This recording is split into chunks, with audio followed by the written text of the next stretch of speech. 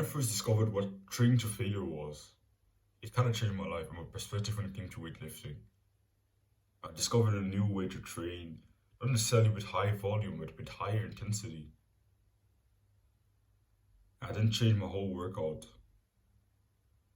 changed my sets and the way I saw training, and the way I saw muscle growth. I started just ditching the concept of having a rep goal in mind, saying, "Oh yeah, I'm going to do this amount of reps." I just started just going with the mindset of I'm just going to train to failure. I'm just going to do as much rep as I possibly can. And I thought it was a good mindset, but I was wrong because just going to failure is actually the best way to not train hard enough. Because very often, when you have a rep goal in mind, when you have a goal, a high rep goal that you know is going to be difficult to achieve, that you know, oh yeah, that's probably my limit. You're going to push yourself way more than when you just say, okay, I'm just going to go to failure. At least what I've learned from my own experience, I usually just go, oh yeah, I'm just going to go to failure. I'm just going to do as much as my muscle possibly can. And it was dumb. My muscles didn't grow as much as they possibly could.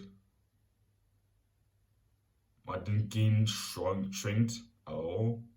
And I didn't actually train that much, train hard enough. Like I thought I was training hard enough. I thought I was pushing. I thought I was really failing those reps. But no, I wasn't actually failing. I could actually get that weight up for 2 more reps. But I thought to myself, yeah, I'm failing this rep. So I got halfway up. And imagine how it goes. Like on the last rep, I go like halfway up, and then I see, oh yeah, no, I can't do more. Even though if I actually wanted to, I could have pushed 2 more reps. But because I was chasing myself, I'm just gonna go to failure. And don't have a goal in mind. And just say, oh yeah, I'm just gonna push as hard as possible without having a goal in mind. I didn't. And I used to really think that I was going to fail. I wasn't lying, like actually lying to myself. I used to really think, oh yeah, I'm training hard. I'm pushing to my limits. I'm training as hard as I possibly could. I wasn't. And it's only when I started setting rep goals again. And now with each set that I go into, I have a rep goal in mind. And that rep goal is basically just doing 1 more rep in comparison to the same set last week.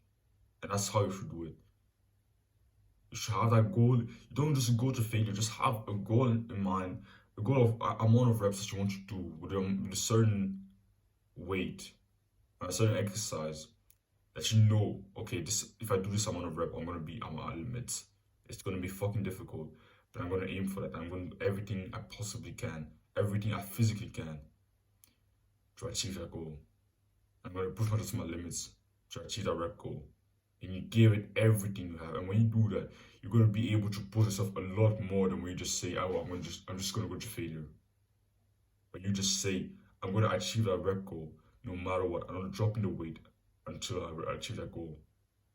And you're gonna fail sometimes, but sometimes you're gonna see, okay, I can push a lot more than I actually thought I could. I thought I was training hard, but I was training like a pussy, and I was lying to myself. That's what you're gonna notice. That's what I noticed when I first did this. I was training like a pussy, but I thought I was training hard. I still left 2, 3 reps in reserve, and that's why I wasn't growing. That's why I stagnated. I plateaued for months because I wasn't actually training hard enough, and I was just telling myself, oh, I'm just gonna go to failure. Gave me an excuse to not train that hard and to fail my last rep, even though I actually could succeed at it. But I didn't actually know.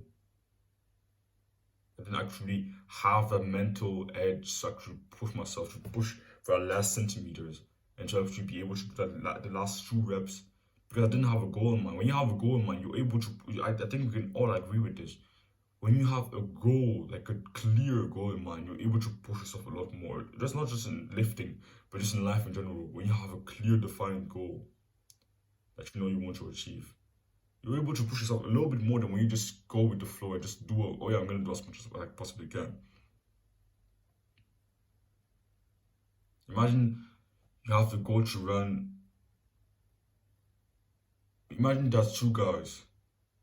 One guy's told just run for as long as you possibly can without stopping. The two guys are the same level of fitness, exact same level of fitness, same level of athleticism, and one guy is told, just run for as long as you physically can without stopping. You don't are not allowed any breaks. And then one guy is told, run 22 kilometers without stopping. The first guy, when the pain in his calves, when his calves start to hurt, when his feet are starting to get a little bit painful, when his knees start to get sore at around 16 kilometers, he might start thinking that, yeah, that's my limit. Or 18 kilometers, he might start thinking, oh yeah, that might be my limit. But the last guy is going to probably think, the second guy, that has a clear goal of 22 kilometers in mind. When he reaches those 18 kilometers and he starts getting all those problems, those difficulties, he knows that he only has 4 kilometers left. And he's probably going to be able to push a lot more than the first guy. That just thought, oh yeah, just do as much as you possibly can. I think when I explain it like that, it makes more sense. And I hope you really understand this concept. Because the fact that I didn't understand this made me plateau for a whole year. So yeah, don't run from discomfort. Chase it.